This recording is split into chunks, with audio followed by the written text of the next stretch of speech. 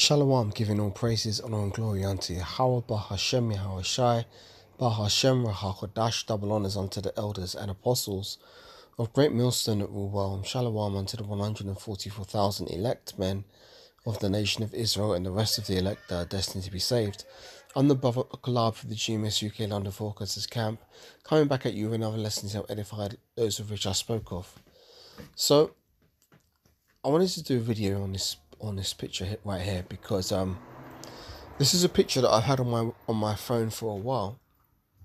I screenshotted it ages ago, and recently I was going through my gallery looking at some old photographs, and I stumbled upon this, and it brought a smile to my face, just as it did when I very first saw it, because the topic of this lesson is that we have to value and appreciate the brotherhood, man. You know, we need to appreciate this because at the end of the day, this is all we've got. You know, all we've got is us, you know, those of us who are, you know, Israelites and of the hopeful elect and engaged in this truth and this ministry. All we've got is each other, because at the end of the day, we don't really fit into the world, you know, because our ways are contrary to the ways of the world. So we oftentimes don't fit in.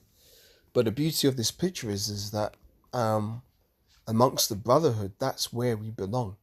You know, as you can see, you've got two beautiful brothers here from GMS UK, and as you can see, they're clearly having a really good time doing the work, and you know, it's a beautiful thing to see. You know, it's a beautiful thing when brothers are able to dwell together in unity, because in the world, Jake has a very difficult time finding any kind of genuine friendship or camaraderie with people in the world. Let me just get a quick precept here. Bear me a second and pull this up.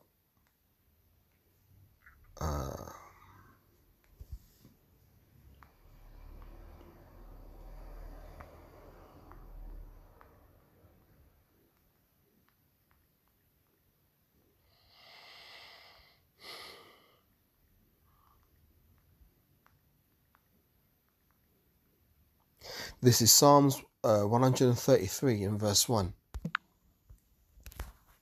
And I'm really glad I took that picture, because every time I look at it, it makes me smile. You know, and the scriptures say, as a wise man doth scarcely smile at little. You know, we've got a lot to be angry about, a lot to be miserable about, and a few things to be happy about in its truth. But this is one of the things that we can take pleasure in, which is the brotherhood, fellowshipping amongst, you know, brethren. This is Psalms 133 and verse 1. It says, behold, meaning to look, you know, behold, how good and how pleasant it is for brethren to dwell together in unity. Read that again. Behold, how good and how pleasant it is for brethren to dwell together in unity. It is like the precious ointment upon the heart, on the head, that ran down upon the beard, even Aaron's beard, that it went down to the skirts of his garments, as the dew of Hermon, and as the dew that descended upon the mountains of Zion. For there the Lord Yahweh commanded the blessing, even life forevermore. So really the point is in verse 1. Behold how good and how pleasant it is for brethren to dwell together in unity. And that's what I see when I look at this picture. You know, you've got two beautiful brothers dwelling together in unity. And the reason why this picture speaks to my spirit so much is because this is like a small glimpse into what life's going to be like in the kingdom. You know, once Esau's done and taken care of and destroyed, and Yahushua comes back and establishes the kingdom of heaven on earth, what do you think we're going to be doing? We're going to be breaking bread with brothers, and we're going to be able to enjoy each other's company without the fear of the enemy, and without having to be in these bodies which are subject to sin and the curses. You know, this is what life's going to be like in the kingdom. Brothers genuinely smiling, laughing, having a good time. That's what we've got to look forward to. So to see this picture is like a small glimpse into, what life will be like for us Israelites who are the hopeful elect in the kingdom of heaven. And sometimes you got to be spiritual, and see. Sometimes the Most High shows little glimpses of little things through situations that most people might overlook or think is simply mundane, but really it's the Most High like showing us a little glimpse into what He's got prepared for us. Let me get a few more precepts. Hang on.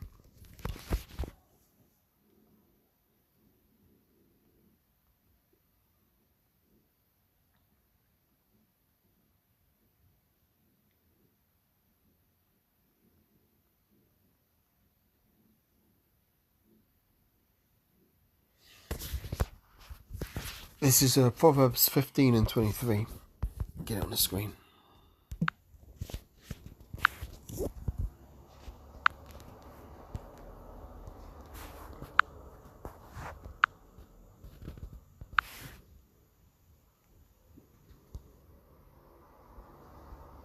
Proverbs 15 and 23 says, "A man hath joy by the answer of his mouth, and a word spoken in due season.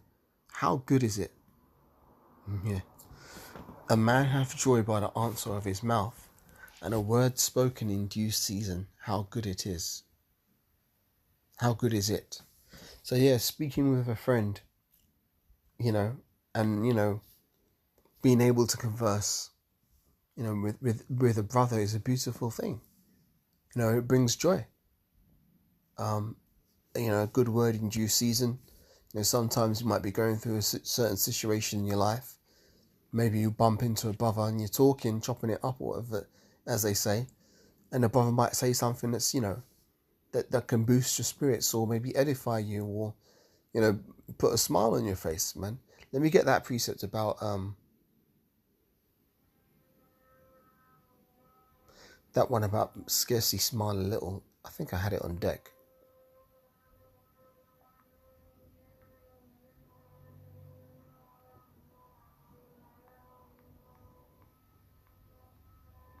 So my device is doing some folly here. Bear with me while I get back to where I was. There we go. This is Sirach 21 and verse 20.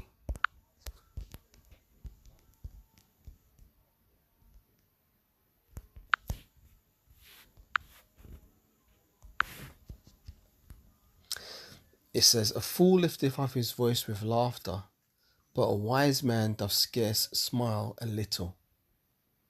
Read that again. A fool lifteth up his voice with laughter, but a wise man doth scarce smile a little. So what makes us wise in the sight of the Heavenly Father? Knowing this knowledge, wisdom, and understanding.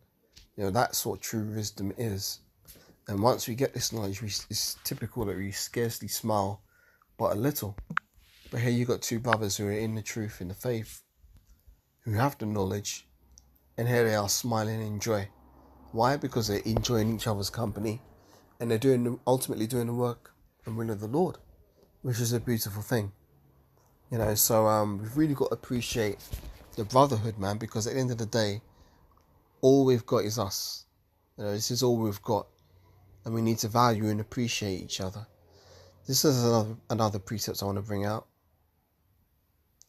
This is Matthew 22 and 36. Matthew 22 and 36.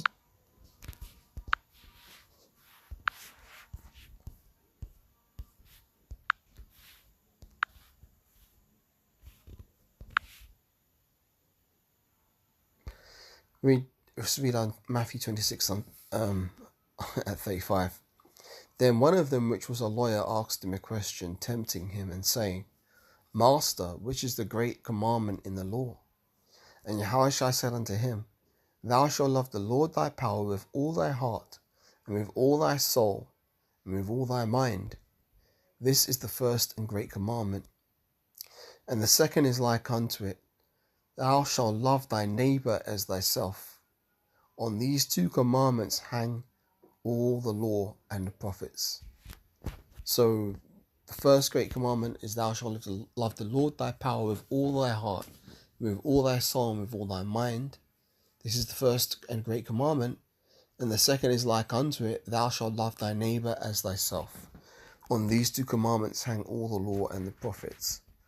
So yeah, we're supposed to love the brethren as, commanded by Yahushua. We're supposed to have care for our neighbour. But because we're under the curses, one of the curses in Deuteronomy 28 says that a man's eye shall be evil towards his brother. Let me get that.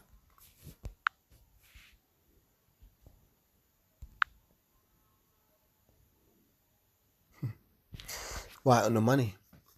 Deuteronomy 28 and 54. So that the man that is tender among you and very delicate, his eye shall be evil towards his brother, and towards the wife of his bosom, and towards the remnant of his children which he shall leave. So a man's eye shall be evil towards his brother. That's one of the curses we're under. And in order to come out of these curses, we need to come back unto the knowledge, wisdom and understanding of Yahweh Hashem Yahushua and his law, and of who we are as a people. And when we do that, we come out of the ways of the world, which is why it's beautiful to see brothers dwelling together where their eyes are not evil towards each other, and they've got a genuine brotherly love and camaraderie for each other, because this is what the nation should look like. And this is ultimately what Esau has tried to destroy among Jake. By destroying us as a people, Esau attempted to destroy our communities, because when we don't have strong, a nation is made from strong, families, strong friendships, strong neighborhoods. Those are the things which make a community strong.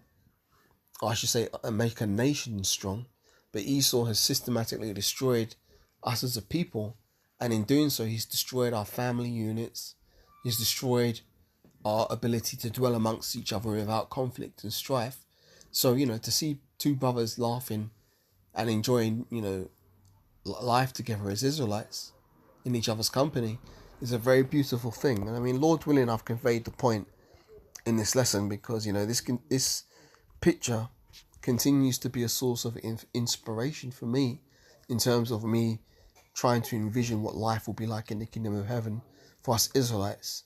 This is only a small glimpse of it, but it's going to be a beautiful thing, man.